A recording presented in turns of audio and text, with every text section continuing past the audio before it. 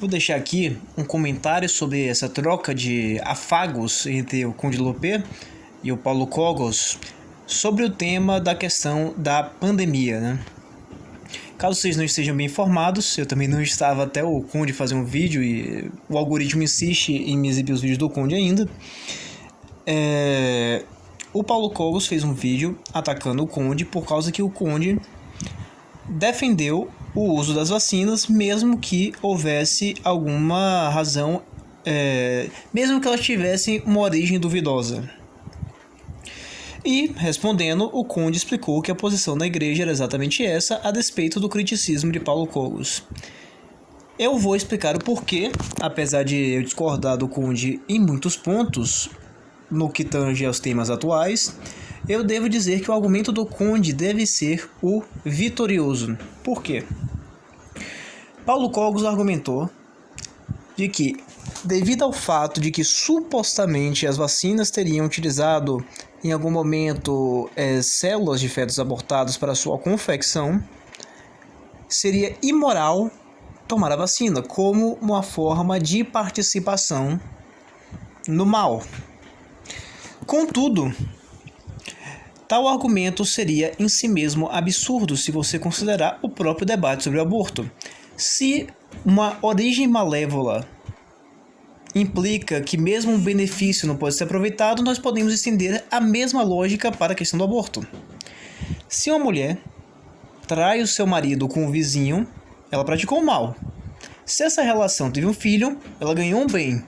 Então, estaria ela autorizada a tirar a vida do filho desse bem, cortar esse bem por causa do mal que o originou?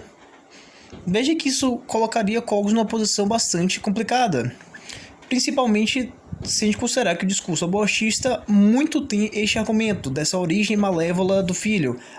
O filho de origem estuprada, o filho que vai nascer com deficiência. Sempre tem algum mal que vai justificar a ausência desse bem, que é o bem de ter um filho, de criar um ser humano, que é sempre uma coisa boa, positiva e uma boa notícia, né? Então, sem dúvida, eu devo conceder aí que o argumento do Conde Lopê, no que tange a vacina, está correto. Caso a vacina realmente tivesse origem em células de fetos abortados, ela ainda assim poderia ser usada. E essa posição, conforme eu também postei na página Guerrilha Cultural alguns meses atrás, foi a posição do Vaticano.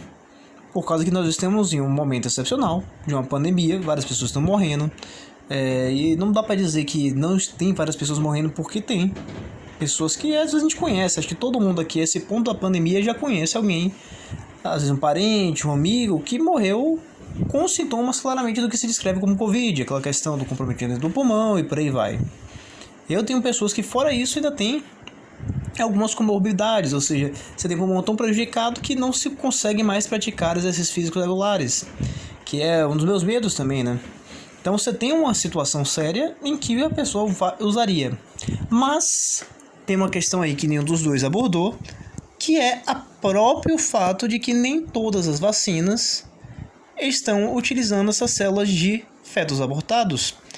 Na verdade, há apenas algumas vacinas que utilizaram durante a sua pesquisa uma célula de um feto abortado em 1973. Ou seja, é a mesma coisa que usar um cadáver. Se vocês não conhecem a faculdade de medicina, é muito comum que em medicina usem cadáver de pessoas mortas, assassinadas e por aí vai, para fazer estudos.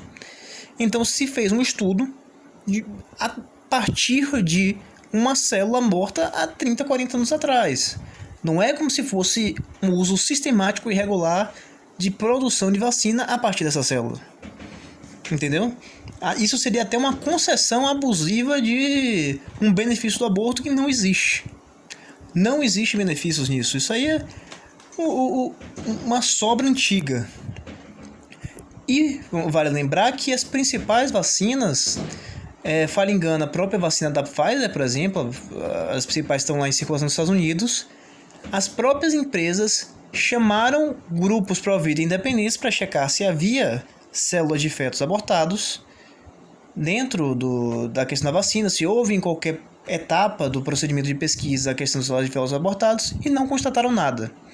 Eu sei que teve umas que realmente fizeram isso, mas é o que eu falei, aquela célula antiga de um negócio que foi abortado há 50, 40 anos atrás. Então, eu vejo que esse ponto não é central para nenhum debate, não deveria ser a razão pela qual você não se vacinar.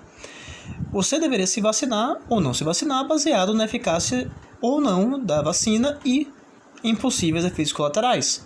Afinal de contas, se a vacina não tem efeito colateral, não há nenhuma razão de você não querer vacinar ela.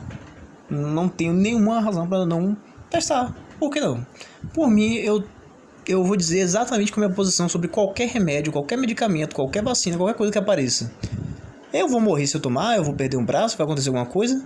Se eu não tiver nenhuma evidência sólida, concreta de que isso vai acontecer, cara, eu vou tomar. Você pode me dizer, o que resolve é chá de boldo, o que resolve é usar cueca branca no Réveillon. Tá, vamos. O que tiver aí de opção, que bom. Quanto mais melhor, né? Se não doer, tá ótimo. E vamos convir que isso não dói. E claro, respeitando também a possibilidade de outras pessoas serem céticas com relação a isso e levantar questionamentos, o que eu acho fundamental. Que é uma coisa que eu não gostei, apesar de eu dizer assim, eu concordo com o Conde nesse vídeo. O ponto do Conde foi o melhor e o mais sensato do que o ponto do Paulo Cogos. Contudo, devo realçar aqui certos elementos, falsos paralelos que o Conde fez na sua argumentação também.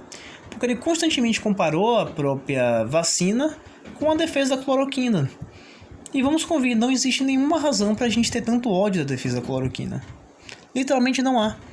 Porque, na pior das hipóteses, você conhece alguém que morreu de tanto usar cloroquina? Claro, não tem literalmente ninguém que eu conheça. E muitas pessoas conheço usaram cloroquina, ivermectina, e não tiveram vírus, não tiveram nada. Então, por que isso seria um problema, uma questão tão séria assim? Não é uma questão séria. É uma tese como qualquer outra. Da mesma forma que teve pessoas que usaram cloroquina e morreram, existiram pessoas que usaram vacina e morreram. E aí?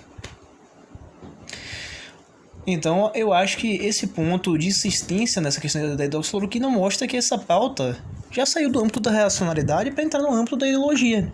É assim, tem a ideologia da vacina e tem a ideologia da cloroquina. Mas, no fim das contas, irmão, você vai ficar pensando em ideologia ou você vai cuidar da droga da sua saúde? Sério, as pessoas não tomam dimensão, às vezes, do que elas estão lidando, é a vida humana.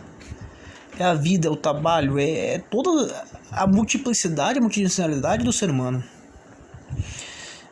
Outro ponto que eu também que eles também fizeram foi com relação ao passaporte da vacina.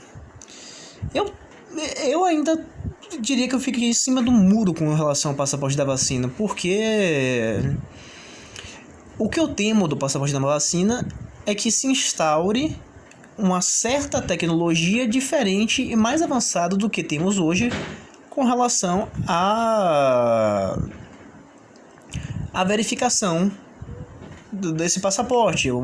Qual o nível de tecnologia que vai ser aplicado por isso? Vai ter um sistema eletrônico para averiguar quem tomou vacina e quem não tomou? Como vai ser? Por quê?